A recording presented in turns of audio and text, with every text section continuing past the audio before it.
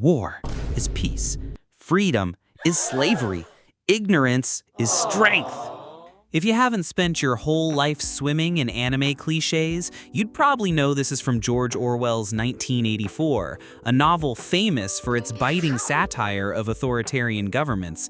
A book every high school teacher force on you as a warning against authoritarianism. It's dark, it's unsettling, and it's satire at its sharpest.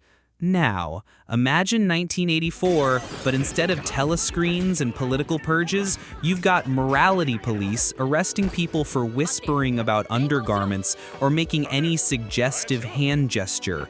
Welcome to Shimoneta, a boring world where the concept of dirty jokes doesn't exist.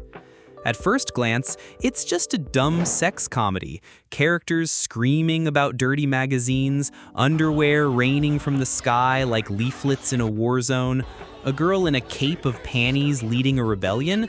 But underneath the chaos is something rare in anime: actual satire. Now, don't be this guy who thinks any kind of humor is basically satire. Satire might sound like a word only English majors care about. It is basically humor with fangs. It mocks or exaggerates aspects of society or politics to criticize them. Parody, on the other hand, is its goofy-ah cousin. Parody imitates for laughs. Satire imitates to make a point. And here's the thing. Anime loves parody.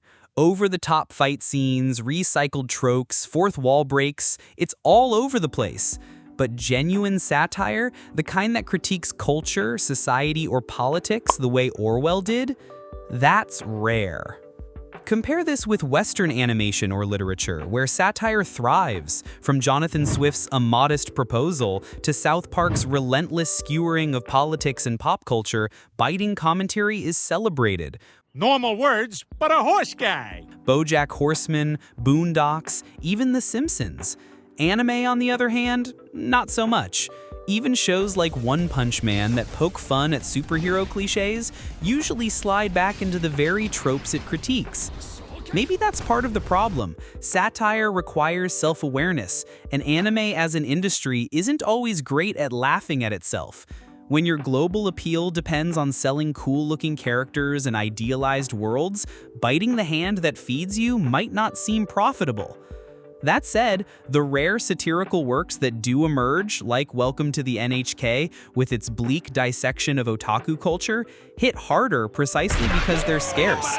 They remind us that anime can be a mirror, not just a fantasy. So why isn't there more? Cultural restraint? Market pressure? Or maybe the audience itself doesn't want to be in on the joke, preferring escapism over critique. Whatever the reason, satirical anime remains the exception, not the rule. And that's why Shimoneta, a boring world where the concept of dirty jokes doesn't exist, deserves attention.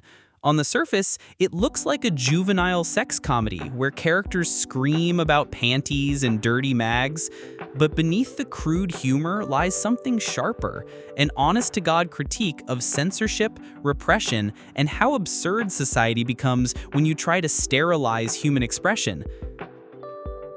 Shimoneta is basically Orwell's 1984 if Orwell had been a perverted high schooler with a stack of questionable doujinshi under his bed. Instead of Big Brother watching your every political move, you've got morality police swooping in the second you whisper anything remotely suggestive.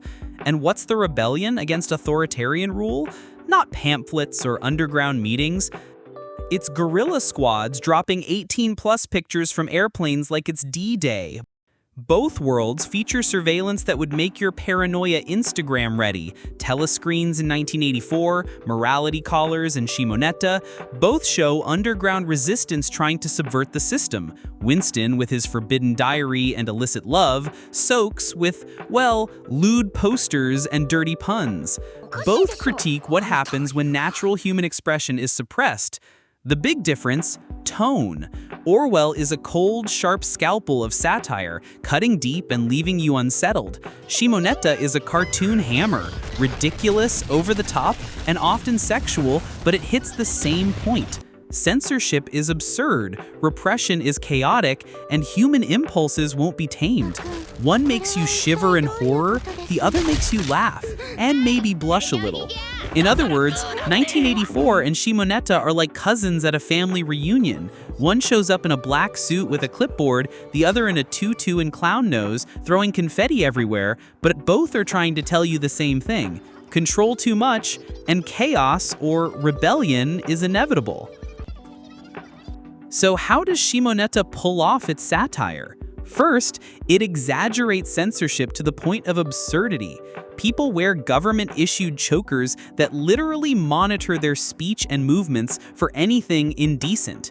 Imagine if Siri and the FBI teamed up to make sure you never told a "that's what she said" joke again. By pushing morality laws to such a ludicrous extreme, the show holds up a giant funhouse mirror to real-life debates about censorship and free expression. The genius of Shimoneta lies in how shamelessly dumb it is while actually making a point. Beneath the panty raids and obscene shadow puppets, there's a surprisingly sharp critique. Sanitizing culture doesn't make people pure, it makes them repressed, awkward, and frankly way more kinky. Shimoneta is satire wrapped in absurdity, reminding us that the more you try to lock down human expression, the weirder and more explosive it becomes. Of course, you can't talk about Shimoneta without unpacking its absolute lunatics. They're exaggerated, over the top, often more symbolic than realistic, but that's kind of the point. Anna, the pure class president, is supposed to be the poster child for virtue. On paper, she's the model student. In practice, she becomes a terrifying stalker whose version of romance makes Yandere Simulator look like a Disney movie. Anna is the show's reminder that when you bottle up human impulses, they erupt in chaotic ways. Tanukuji Okuma, the painfully average protagonist, is the straight man constantly dragged into Soaks's obscene crusade against censorship. He's not particularly funny or revolutionary, he's the everyman stuck in a world gone insane. Ayame, aka Blue Snow, is the heart and soul of chaos. Equal parts freedom fighter and horny prankster, she treats smut distribution like the French Revolution. Draped in panties and armed with endless dirty puns, she embodies rebellion by being both hilarious and ridiculous. If Okuma is reluctant participation, Ayame is gleeful defiance, keeping the satire running because she genuinely believes censorship is poison. The supporting cast, mostly caricatures, Anna's goons or the morality police, but they serve their purpose, showing how absurd the system is. Each encounter is less about personal growth and more about poking fun at purity enforcement in general.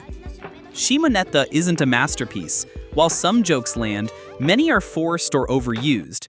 There's nothing that will make you roll on the floor, but you will get a few giggles. Its strength is balancing clever social commentary with juvenile comedy.